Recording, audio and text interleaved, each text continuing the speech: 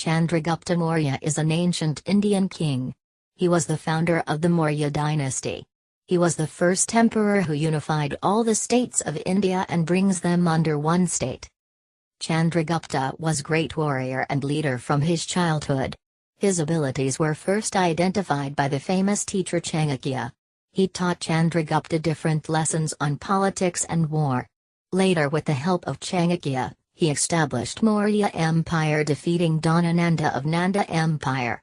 At that time he was only 20 years old. After establishing the Maurya Empire, Chandragupta started to unify the India. He was able to conquer every part of the Indian subcontinent except for the Kalinga of Orissa and some southern subcontinent. After unifying India, Chandragupta with the help of Chanakya established a strong central administration-patterned empire. His empire was one of the highly organized bureaucratic structure with a large civil service. During his reign, Greek diplomat Megasthenes visited India. At the age of 42 he handed over his throne to his son Bindusara. Ashoka, also known as Ashoka the Great, was one of the greatest emperors of India. He was the third king of the Maurya dynasty. He was the son of King Bindusara and Maharani Dharma. His grandfather was the founder of Maurya dynasty, Chandragupta Maurya. Ashoka had many brothers ready to take the throne after the death of Bindusara. But Ashoka becomes the king with the help of a minister, Radhagupta. There is a story that Ashoka killed his 99 brothers, leaving only one brother Tissa to become the king. In the early life as an emperor he engaged in war with different states. He was a very short-tempered person. At that time he was called Chanda Ashoka, which means Ashoka the Fierce. The War of Kalinga, BC 261, was the turning point of his life. The mass death of the war changed his mind and he became a follower of Buddhism. He made Buddhism his state religion. Later he was appointed as Dharma Mahapatro to propagate Buddhism all over Asia.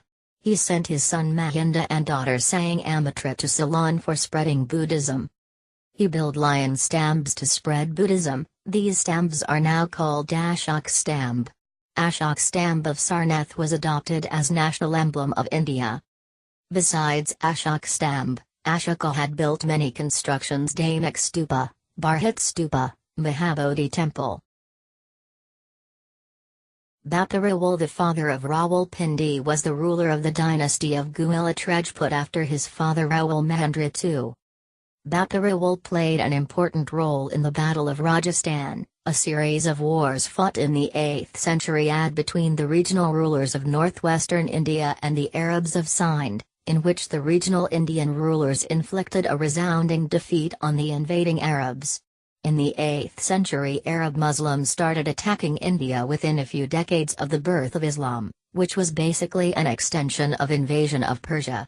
In order to ward off Muslim invasions across the western and northern borders of Rajputana, Bappa united the smaller states of Ajmer and Jaisalmer to stop the attacks. Bappa Raval fought and defeated the Arabs in the country and turned the tide for a while. Bin Qasim was able to defeat Tahir in Sindh but was stopped by Bappa Raval. Bappa defeated and pursued Bin Qasim through Saurashtra and back to the western banks of the Sindhu, that is current-day Baluchistan. He then marched on to Ghazni and defeated the local ruler Salim, and after nominating a representative returned to Chittor. After Raja Mori named Bappa Raval his successor and crowned him king of Chittor, Bappa Raval and his armies invaded various kingdoms including Kandahar, Khorasan, Turan, Isfahan, Iran, and made them vassals of his kingdom. Thus he not only defended India's frontiers but for a brief period was able to expand them. His actual name was Prince Kalbhaj. Samudragupta, the second emperor of the Gupta dynasty, is known to one of India's best rulers. His brilliant leadership and valiant victories earned him the title of Napoleon of India. He was the real Maharaja Raja. Samudragupta had renowned poet Harisna in his court, who inscribed the king's bravery on the famous Allahabad pillar. His period of rule was called the Swarn Golden Age, of India. Samudragupta fought every battle with smart strategy and great valor. It is said that his fit body was covered with the marks of 100 wounds caused by the blows of battle axes, arrows, spears, pikes, barbed darts, swords, lances, javelins, iron arrows and many other weapons. The army that Samudragupta built was capable of matching the prowess of the Mauryan Empire's military that had diminished centuries ago. He is also known for constructing walled towns and restoring border outposts that had been inactive for a long time. Samudragupta as the Napoleon of India for all his victories. Samudragupta was not power-hungry. But like Napoleon, he was never defeated nor sent to exile or jailed. Prithviraj Chauhan was the Hindu king of Chauhan dynasty in 12th century. He is famous in Indian history for his bravery and courage. In his childhood, he killed a tiger with his bare hands. He defeated the king of Gujarat, Bhimdev, only at an age of 13. For his bravery, his maternal grandfather Angam declared him the king of Delhi.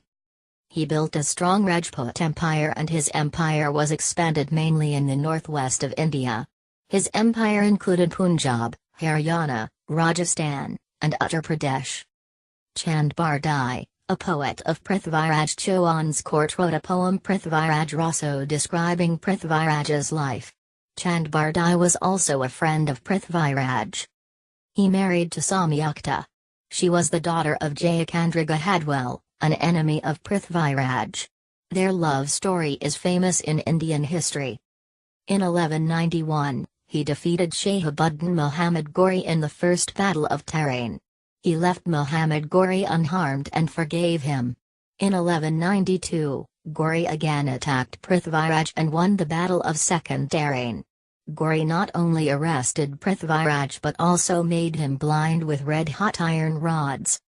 Later Prithviraj killed Ghori in an archery competition with the help of his friend Chand Bardai. The man, who laid the foundation of the Chola kingdom into a mighty empire, is none other than Ashoka the Great, reigned 985 to 1014 CE. A patron of arts and religion, he was also an organizational and political genius. When Ashoka became the king, he conquered the kingdoms of southern India and Sri Lanka in the extreme south, and Kalinga, Orissa, in the northeast. He fought many battles with the Chalukyas in the north and the Pandyas in the south. He also subdued the traditional Kshatriya rivalries in the southwest. It took less than a decade for him to become the master of southern India. He divided his country into various districts and standardized the revenue collection by carrying out systematic land surveys. In this way he smoothly maintained the administrative system. He also allowed autonomy to the local units. One of his greatest deeds is the building of the magnificent Rajarajeshwar temple at Tanjore. The stone sculpture on the mighty tower, 216 feet, and the base is one of the finest examples of Chola art. Rajaraja was succeeded by his son, Rajendra Chola, who followed the footprints of his father and glorified the Chola Empire even more. Kumbha Singh, popularly known as Maharana Kumbha, was one of the most celebrated ruler of Mewar. A giant of a personality, both physically and metaphorically, Rana Kumbha would stride like a colossus during the 15th century, one of the fiercest opponents of the Delhi Sultanate. He is known as a king who never lost a battle in his 35 years of reign. The builder of famous Vijay Stamba of Chittorgarh, on his Malwa victory. He is known to build, renovated 32 out of 84, 3284, forts that forms the defense of Mewar. Most remarkable being the Kumbhagarh. Kumbhagarh is more famous though for the second longest man-made wall in the world, the Great Wall of India, not as famed as the Chinese one though. For his many successful operations over other kingdoms, especially Mahmud of Malwa, he was given the title of Hindu Saratna, Hindu Sultan, by the Muslim sultans. Apart from being a great warrior, Kumbha was also a fine patron of arts. He himself was a great writer. Maharana Kumbha is credited with writing the 1. Samjukta Raja, the Rasakapriya commentary on the Gita Govinda. 2. Sude Prabandha, and 3. Kamaraja Saura. However, irony is that such a great man was killed by his own son Uday Singhai, the black sheep of Mewar, while he was offering his prayers.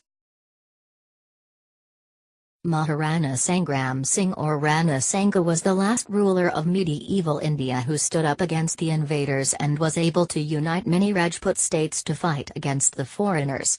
He was a Rajput in a true sense, a valiant fighter and a king who is legendary for his chivalry and generosity. He defended his kingdom bravely from repeated invasions from the Muslim rulers of Delhi, Gujarat, and Malwa. He was the most powerful of the Hindu kings of that time. During his rule, Mewar touched the pinnacle of prosperity, and as an exemplary king he protected and developed his empire. He was a man with indomitable spirit, and despite losing one arm, one eye and numerous other grave injuries, he carried on with great valor. His chivalry was reflected when he treated Sultan Mahmud of Mandu with generosity and restored his kingdom even when he was defeated and taken as a prisoner by Rana. In 1527, Rana united the Rajputs and rose to resist Babur and fought against him in the Battle of Kanua. Rana's army almost won, but unfortunately he was wounded severely, and tactics and defecation by Silhadi led to defeat of Rajputs. Rana Sanga lost an eye and a limb. His generals took him out while he was unconscious. Later, when he gained consciousness, he came to know about defeat and took the oath, no to return to Chittor till he defeat Babur. On January 30, 1528, Rana Sanga died in Chittor, apparently poisoned by his own chiefs who held his plans of renewing the fight with Babur to be suicidal. Maharana Pratap was born on 9th of May 1540 at Kumbhalgarh Fort, Rajasthan. The fort has second largest wall in the world after the Great Wall of China. Maharana Pratap is revered as one of the strongest warriors India has ever seen. Standing at 7 feet 5 inches, he would carry a 80-kilogram spear and 2 swords weighing around 208 kilograms in total. He would also wear an armor weighing 72 kilogram. At Haldi Hadi, Maharana Pratap waged battle against a much larger army. Maharana Pratap with his 20,000 troops fought Akbar's huge army of 85,000 soldiers. This war is an example of his bravery for the whole world today. Declining a life of comfort and luxury in exchange for freedom, Rana Pratap battled the occupying Mughal forces all his life. In one battle, a Mughal army soldier sneaked up on him to assault him from behind, but the Maharana caught the movement from the edge of his eye. A powerful swing of the sword felled both the soldier and his horse, goes the tale. Rana Pratap declined several offers of peace. He had vowed never to accept the supremacy of the Mughals and of Emperor Akbar. Maharana Pratap was fearless warrior and ingenious strategist who successfully fought Mughals and protected his people until his death. Shivaji, also known as Chhatrapati Shivaji Maharaj, was an Indian emperor and founder of Maratha Empire. Shivaji Maharaj was a brave and kind emperor. His first attack was on the Torna fort. He captured the fort only at an age of 16. After capturing Torna fort, he captured Khandana and Rajgad forts. At the rise of Shivaji's power, Bijapur Sultan arrested his father. Shivaji captured the forts of Purandar and Javli after rescuing his father from the Bijapur Sultan's prison. He defeated Afzal Khan in a one-on-one battle. Afzal Khan was a veteran general and superior to Shivaji in size and strength. Mughal Samrat Aurangzeb sent Jai Singh and Dilip Khan to stop Shivaji. Shivaji was forced to sign the Treaty of Purandar. According to this treaty, he gave about 24 forts to Mughal king. He was invited to Agra by Aurangzeb. Shivaji was arrested and imprisoned in Agra. But he escaped from Agra and returned to his kingdom. Returning from imprison, he recaptured the forts which he lost in the Treaty of Purandar. During this time he took the title Chhatrapati. He built a strong army. He introduced the guerrilla warfare tactics. He also built a strong navy. He is called the father of Indian Navy.